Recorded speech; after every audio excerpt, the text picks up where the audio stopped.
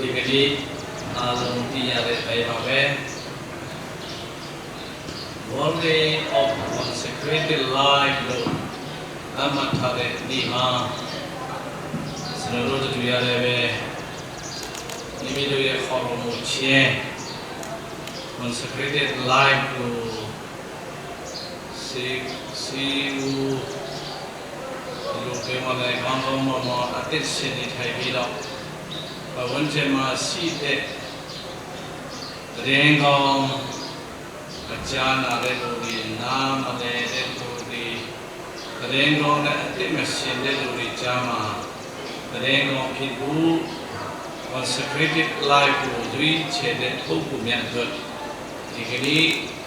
ကျွန်တော်တို့အားလုံးအတွက် presentation of the Lord ဆိုတဲ့တရားရဲ့အားတော်ကိုယ်တိုင်လည်းပဲအနာပူဇော်တဲ့ပွဲမှာမိမိတို့လည်းပဲတစ်ခါတည်းပြန်လည်ပြီးတော့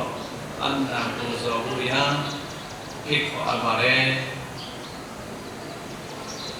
အမိအတင်းတော်ကြီးကတမိုင်းအရာဒီကနေ့ပွဲတော်ဟာ Christmas ဒီမှာစပြီးတော့ဒီပုံလေးဆက်ပြီးတဲ့ဒီလိုတမတ်ပြီး Candle Mass ကိုလည်းခေါ်ကြပါတယ်အကြောင်းရင်းကတော့ခရစ်ဒီစုကလောကကြီးရဲ့အလင်းဖြစ်တဲ့အချက်ကိုပေါ်ပြထားတာပဲဖြစ်ပါတယ်။တနည်းအားဖြင့်ဆိုရင်လုံးကြီးသူပါလာဝင်များအားဖြင့်ခင်ခရစ်တော်အားလို့အမြင့်အပေါင်းလို့အလင်းပြီးတဲ့ကြောင်းချီတော်ဖိလက်ခံကျူဆူကြတဲ့ဝိနည်းအကြောင်းဒီစားတဲ့မှာစခင်မှာဘယောင်းလိုက်ကိုကောင်းကြည့်ပေးရတယ်မိထွန်းဒီမှာကျွန်တော်တို့ဘုရားကျောင်းအတွင်းစတဲ့ဝင်ရောက်ပါတယ်အဲလိုဘုရားဘယောင်းလိုက်ထွန်းပြီးတော့ခရစ်တော်ဟာလောကရဲ့အလင်းဖြစ်တယ်ဆိုတဲ့ချက်ကိုပေါ်ပြတဲ့ဘုန်းကြီးကြီးကို Op sings on board a second cup worthy for consecrated lives to be တကဘာလုံးမှာသူရဲ့ဆင်မြတ်ရဲ့ဘွေးလေးဖြစ်1990နဲ့ခုနှစ်မှာစတင်တန်မတ်ပြီးတာဖြစ်ပါတယ်။ဘာကြောင့်လို့တန်မတ်ထားလဲဆိုရင်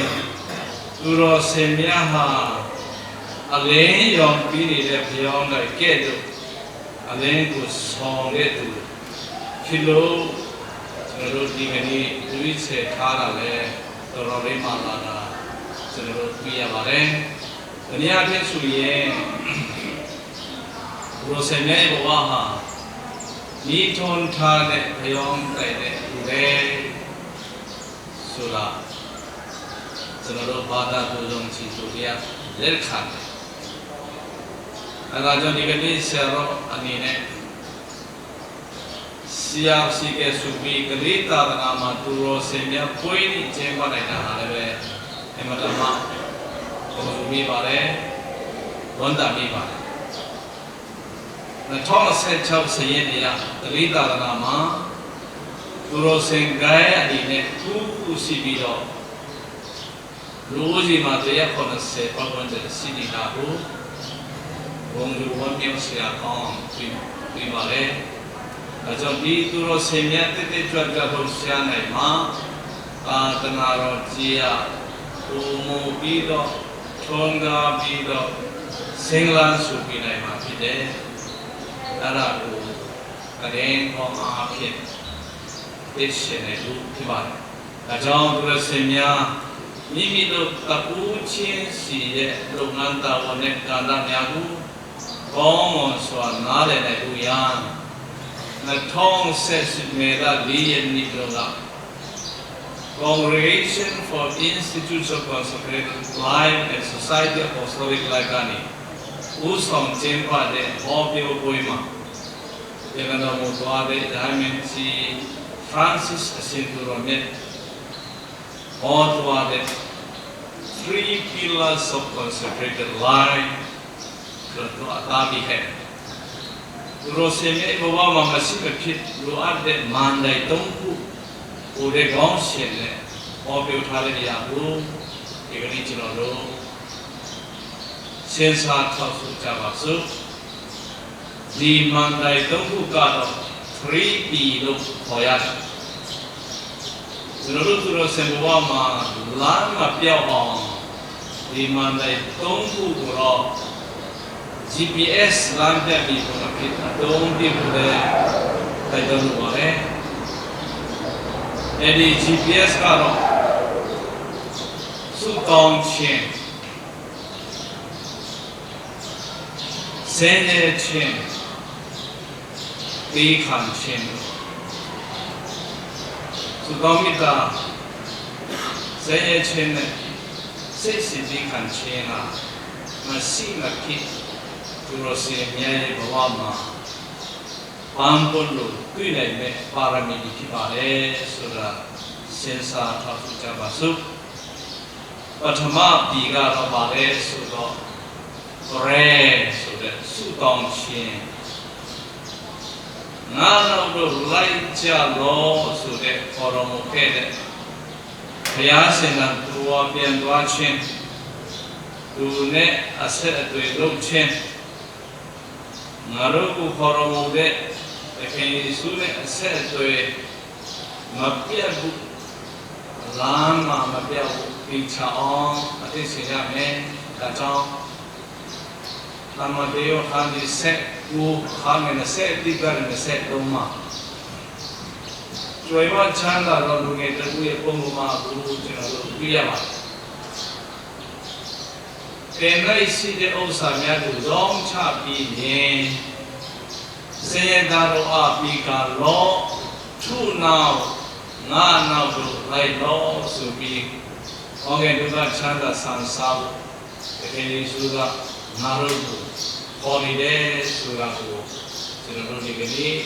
အထူးကလေးရရှိခြင်းပါကျွန်တော်တို့ကဆင်းရဲပြီးသားပဲအမေဆင်းရဲပြီးသားဆိုရတဲ့ဆင်းရဲခြင်းပါရမီလိုက်ကျင့်လို့လို့ပြောအခုဆိုမေမောတာလည်းများပါစေမရှိတော့မေမောမိတယ်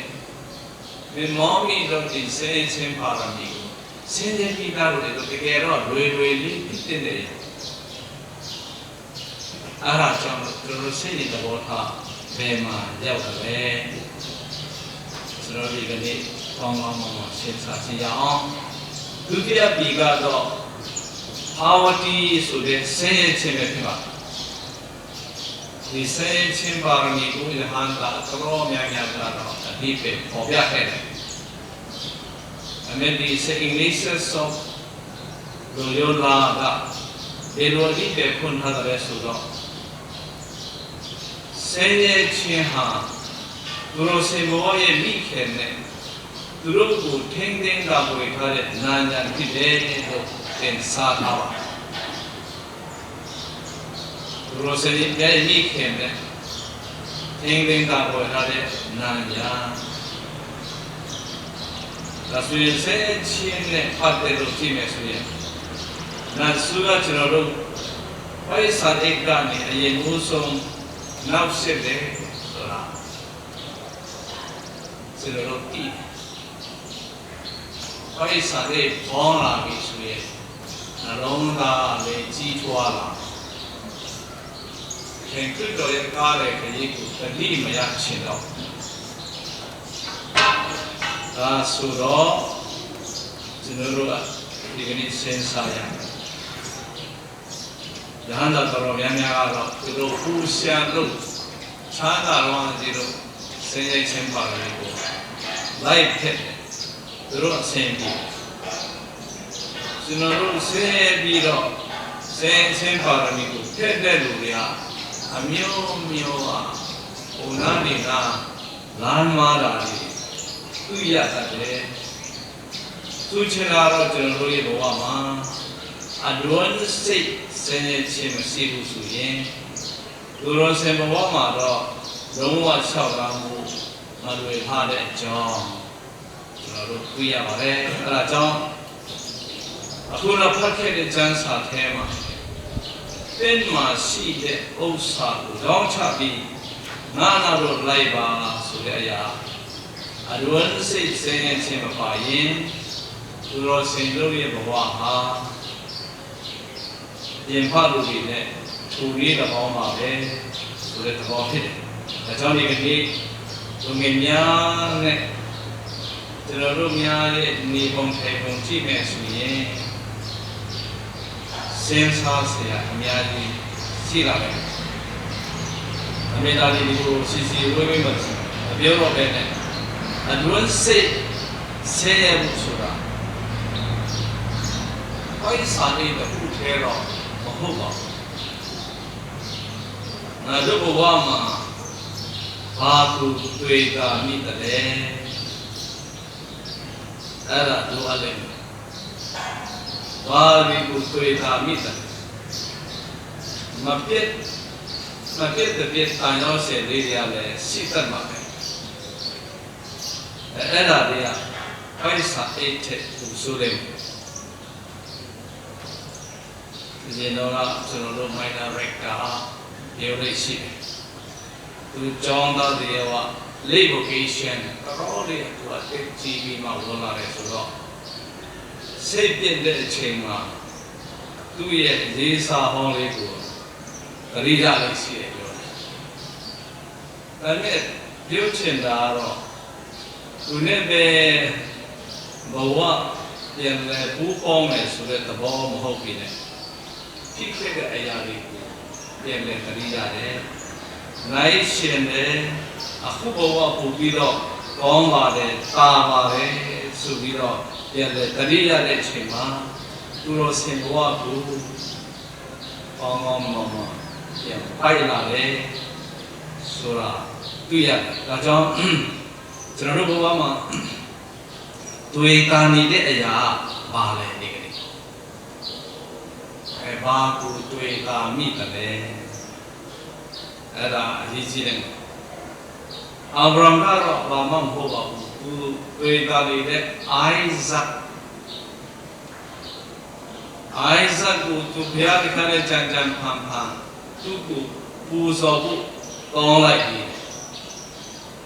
ဘာလဲစိတ်မနောက်မနေနဲ့သူသားလေးနဲ့အိုင်ဇက်လေးနဲ့ပူဇော်ဖို့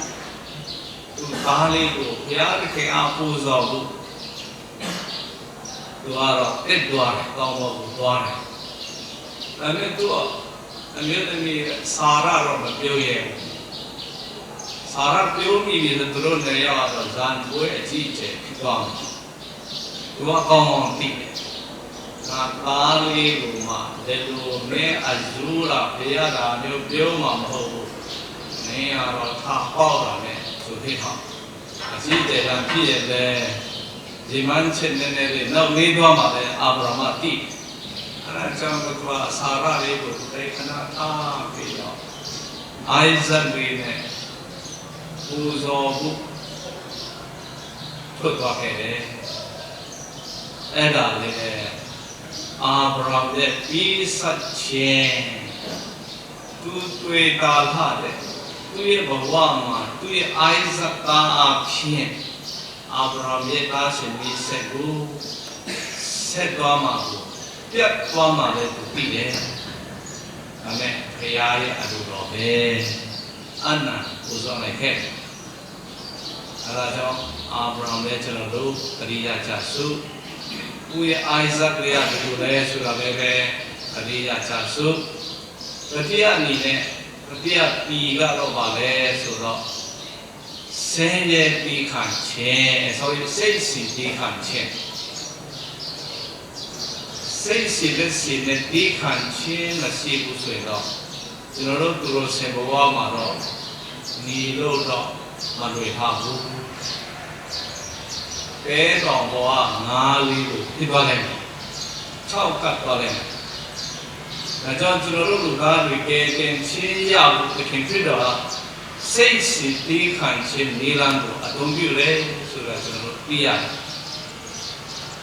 ရောစေဘဝမှာတီးခံနိုင်မှာတခင်ဖြစ်တော်လူအသက်ရှင်နေပြီးတော့သူ့နောက်လိုက်နိုင်မှာဖြစ်ပါဒါကြောင့်အာဗြဟံကဘုရားသခင်ရဲ့ဂရိတော်အတိုင်းသားသမီးရဖို့ နိပွန်တရားလောက်စိတ်စီတဲ့ဆောင်းနေတာတွေ့ရတယ်ဒီပေါင်းတရားဥစုရာသူရဲ့ဇနီးစာရလည်းဒီမရဲ့အတက်90ပြည်နေမယ်ဘုရားသခင်ရဲ့ဂရိတော်ကိုစိတ်စီတဲ့စောမြင်နေတဲ့ပုဂ္ဂိုလ်ကောင်းဖြစ်ပြန်တယ်ဒါကြောင့်အဲ့ဒီသူရဲ့စိတ်စီပြီးခံခြင်းကိုကြည့်ချင်အဖြစ်ပန်းတိုင်ရောက်ဖို့ဆိုတာစိတ်စီရမယ်ပြီးခံရမယ်ဆိုတာကျွန်တော်တို့ရဲ့ဘဝမှာသူတို့စင်ဘဝမှာလိုအပ်တယ်ဆိုတာဒီကနေ့အထူးသတိရကြပါစို့အကြောင်းဒီကနေ့ဆရာတော်ပြောသွားတဲ့စုကောင်းခြင်းဆင်းရဲခြင်းနဲ့ပြီးခံခြင်းကိုဘောရမချင်းဘဝမီပုံ GPS ဖြစ်အသုံးပြုပြီးတော့ကျွန်တော်တို့သူတော်စင်တွေရဲ့ပန်းတိုင်ဖြစ်တဲ့ထာဝရ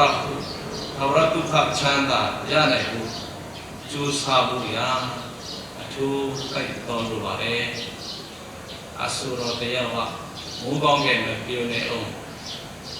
နတ်စီတဲ့အိမ်မင်ဟာလေးလွယ်နဲ့မရဘူးဒီနတ်စီတဲ့အိမ်မင်ဟာဆိုတာသူကဘာဆိုချင်လဲတော့ဆရာတော်အတွေ့အကြုံကအိမ်မက်ကောင်းတယ်မင်းလာရင်ဒါနဲ့အိယာလို့ကတော်တော်လေးကိုပြောတယ်